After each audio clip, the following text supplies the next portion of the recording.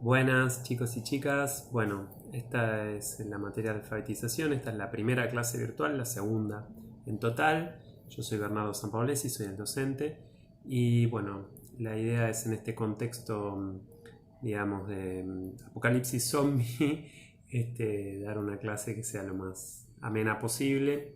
Igual, de todas formas, como ustedes saben, la idea un poco de la materia era ya ser una clase virtual, así que no es que cambia demasiado. Pero sí vamos a ver si algunas de las clases presenciales finalmente también se terminan pasando a virtual. Bueno, vamos a ir viendo un poco cómo evoluciona. Por ahora no nos afecta demasiado en lo que tiene que ver con la materia. Sí, obviamente en todo lo demás. Bueno, para esta clase vamos a trabajar con varios textos. Les dejo varios textos ahí en el Classroom. Y básicamente el primer texto, que es el texto de Tony Judt, que se llama Posguerra, se llama el libro, y el capítulo se llama La Edad de la Opulencia. Es un capítulo que toma, digamos, cómo fue en términos económicos para Europa y para Estados Unidos, y bueno, uno podría incluir a Japón en este grupo de países, cómo fue la segunda posguerra, o sea, una vez terminada la Segunda Guerra Mundial, los planes de Estados Unidos que apoyan al resto de los países. Eso básicamente lo vimos en la primera clase, se acuerdan que yo les había dado un poco de contexto. Hay un par de cosas importantes en ese texto. La más importante tal vez sea el hecho de que entre los objetos de consumo masivo, o sea, se crea la clase media, y entre los objetos de consumo masivo que se producen en ese momento está la radio transistores, yo se lo había comentado. Y es que al aumentar también los salarios reales, reales quiere decir el poder de compra, digamos, de las personas, los jóvenes empiezan con un trabajo de medio tiempo o con un trabajo, digamos, simple, pueden acceder a sus propios bienes de consumo, cosa que hasta ese momento no ocurría. Entonces, al poder acceder a sus propios bienes de consumo diferenciados de los de sus padres, se van a convertir en un grupo aparte. Y este grupo es muy abundante, digamos, porque justo después de la Segunda Guerra Mundial, digamos, dada el optimismo por haber terminado la guerra y por haber terminado un momento tan terrible, va a haber una explosión de bebés, digamos. De hecho, se lo llamó baby boom. Por eso se dice que las personas nacidas en aquel momento, es decir, entre 1945, 46, 47, hasta los primeros años de los 50 y 60, son los baby boomers, son los boomers, digamos. A ver, hasta hay un meme por ahí circulando que dice algo así como ok boomer, como la persona de esa generación, ¿no? Que son antiguas. Y hoy en día, ¿no? Son personas grandes ya, los boomers. Pero el punto es que en ese momento era una enorme cantidad de gente nueva que nacía. Entonces, para mediados de los 60, la mayoría de la población era joven, tendría entre 15 y 18 años más o menos. Y entonces eran un sector muy interesante para las marcas para apuntar ahí. Y vamos a estar hablando de eso también en siguientes clases.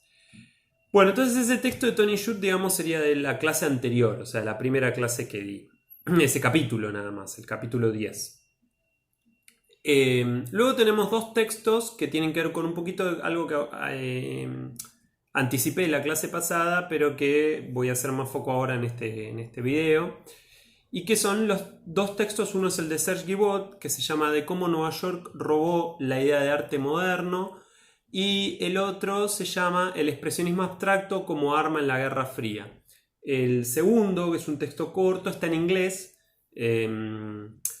Y no es obligatorio, digamos, es complementario de estos dos textos, como para que lo vean, y específicamente está apuntado al rol del MoMA, el Museum of Modern Arts, que es el museo más importante tal vez de Nueva York, probablemente el más importante, digamos, y que su característica central es que estuvo manejado, o una de sus características centrales, en fin, el punto sobre el que quiere hacer el foco el texto, es que estuvo manejado por la familia Rockefeller, una de las familias más ricas de Estados Unidos, más poderosas y obviamente que impulsaron la lucha contra el comunismo. Entonces ahí hay una ligazón entre, digamos, poder político, poder económico y cultura interesante para pensar.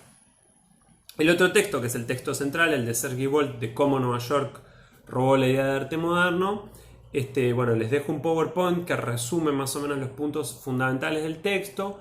El capítulo que ustedes tienen que leer es el capítulo 4. Yo les subí todo el libro por si a alguien le interesa leerlo entero, pero el capítulo 4 es el capítulo importante.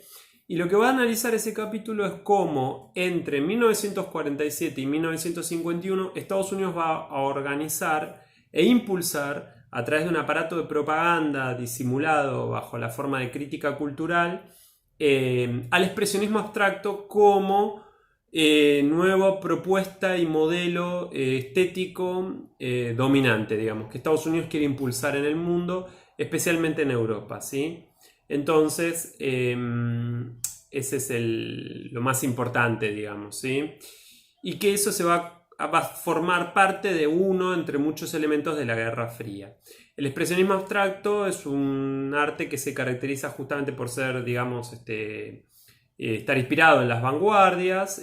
Las vanguardias a principios del siglo XX ya existía el expresionismo que había surgido en Alemania, pero con la característica, o sea, el expresionismo todavía era figurativo, es decir, que hacía figuras de personas, si bien las hacía poniendo el foco en la expresión y no así en la, digamos, en el retrato fiel de la realidad, ¿sí? O sea, ustedes saben que la fotografía justamente, bueno, había puesto muy en entredicho ese afán de verosimilitud, digamos, que si bien tuvo unos últimos estertores, podríamos decir, con el academicismo que llevó al extremo, digamos, esta idea de hacer casi como una fotografía la pintura. Después, bueno, las vanguardias rompen con esa estética y presentan, digamos, esta forma, digamos, orientada, bueno, a la expresión, a la fuerza, tratando de transmitir más una emotividad y no tanto tal vez una representación exacta de la realidad, sino más bien una especie de sensación, ¿no? Bueno, hubo distintas corrientes, tal vez las vieron en alguna materia seguramente. El expresionismo abstracto entonces es una reversión, y hago así con la remera porque justamente traje una remera a la Pollock, digamos, para la ocasión. Jackson Pollock es el principal, digamos, referente del expresionismo abstracto, pero también están Gorky, Rothko y otros que ahora están en el MoMA, bueno, súper consagrados, ¿no? Y Pollock básicamente lo que hacía era eso, tiraba manchas de pintura en los trabajos. Pueden googlearlo, digamos, él ponía las telas acostadas y luego sobre eso tiraba manchas, digamos, de pintura, y bueno, después obviamente vendía por millones. Y entonces esto, ¿qué era lo que se buscaba con esto? En primer lugar, lo que estaba buscando Estados Unidos era posicionar a Nueva York como referente en el arte mundial frente a París. Y para eso tenía que entonces romper con el arte que era dominante en ese momento, que era el cubismo. Iniciado, digamos, por Picasso, como ustedes saben, que el cubismo, digamos, lo que planteaba era distintos puntos de vista en una misma imagen, ¿no? Digamos, pero todavía tenía ciertos elementos de figuración. Y bueno, digamos, hay un crítico de arte que se llama Clement Greenberg, que va a ser uno de los principales promotores de o el principal promotor de este expresionismo abstracto. Greenberg tenía una teoría según la cual el arte iba de la figuración a la expresión, digamos, a la abstracción. Entonces, cuanto más abstracto era el arte, más como avanzado estaba, digamos, como si hubiera algo así como una especie de línea temporal en el arte, ¿no? Digamos, esa teoría tuvo bastante fuerza en su momento. Es absurda directamente, digamos, no tiene ningún sentido demasiado de fondo decir que, bueno, el arte va siempre hacia la abstracción. No tiene por qué ser así, digamos, pero bueno, en ese momento estaba bastante vigente, después fue muy criticada, digamos, bueno, no importa.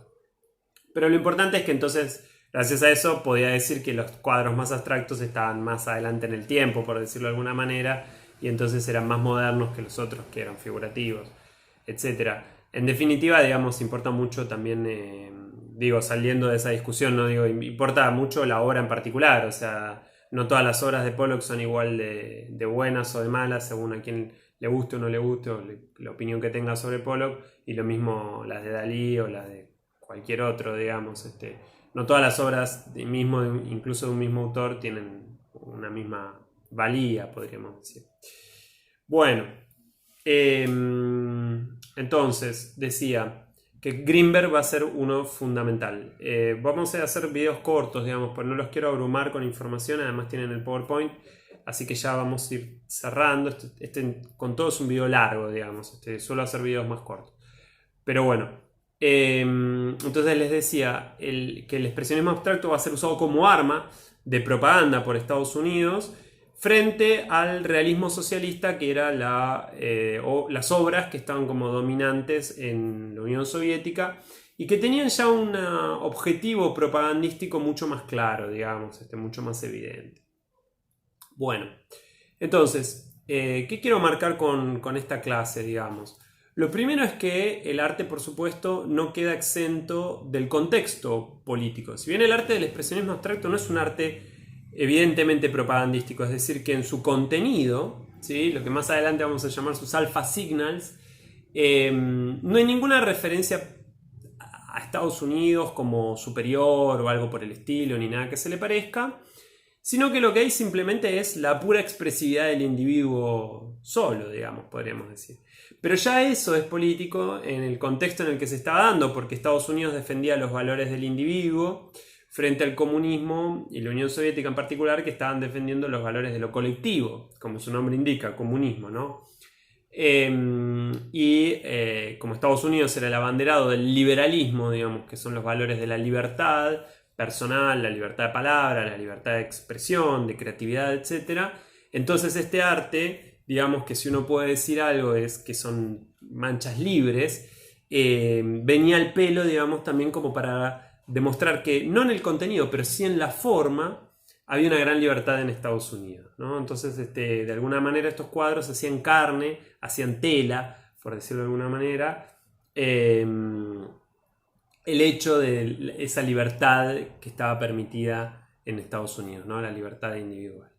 Por último, y para cerrar el video, entonces, Estados Unidos quería impulsar este arte porque además no podía impulsar un arte tradicional, es decir, no podía impulsar un arte más clásico, porque como lo que quería era desplazar a París como centro neurálgico del arte occidental y poner a Nueva York en su lugar, no podía utilizar un arte en el cual obviamente iba a ser inferior a París, porque cualquier arte histórico, por así decirlo, sobre todo en lo que tiene que ver con la pintura, bueno, obviamente París, Francia en general y París en particular tenía una historia mucho, mucho más rica que la de Nueva York o la de Estados Unidos, que Nueva York, como su nombre lo indica, es nueva, digamos, ¿no? Es frente a la vieja York que estaba, digamos, que está en Inglaterra. Entonces, por eso habían descartado su arte tradicional, digamos, entre comillas tradicional, que era un arte más ligado a lo provinciano, un arte muy interesante, del cual les dejo también algunas imágenes ahí en el PowerPoint de qué es lo que estaba haciendo Estados Unidos en ese momento cuando finalmente deciden que van a ir a fondo con el arte moderno, ¿sí? Y con el expresionismo abstracto. Bueno, Gorky, Rothko, Pollock van a ser los grandes peones, digamos, que son usados por el poder estadounidense para impulsar una perspectiva. Y luego ese arte se va a terminar convirtiendo en tiránico. Entonces, para mediados de los años 50, el que no hiciera arte expresionismo abstracto quedaba completamente abandonado, separado del resto. Hacer cubismo, después de que el expresionismo abstracto se volvió dominante, era un suicidio artístico, ¿sí? Así que bueno, chicas y chicos. Una última cosa. Este arte también fue criticado en su momento, porque uno podría decir, bueno, pero eso lo puede hacer cualquiera. Y les voy a dejar un videíto también colgado de uno de los artistas, un artista suizo que se llama Jean Tinguely, que trabajó en París y que criticó fuertemente el arte de expresionismo abstracto y como se lo conoce allá, el puntillismo creo que era no, el puntillismo no, perdón. No me sale el nombre. Bueno, después se los pongo en el videíto o en el comentario. ¿Sí? Entonces, no quiero volver a hacer un video de 15 minutos por un nombre que no recuerdo. Entonces, pero bueno, entonces Jean Tinguely critica ese arte y lo que hace es fabrica unas máquinas que pintan al modo del expresionismo abstracto. Van a ver, es muy gracioso, es simpático, es una burla, es una crítica también, y es también una referencia a la problemática de la máquina en general. Bueno, es un artista extraordinario, John Tinguely estoy hablando. Pero bueno, los dejamos entonces por hoy y bueno, que disfruten y lean el texto y cualquier cosa me consultan, ¿sí? Hasta luego, chao, chao.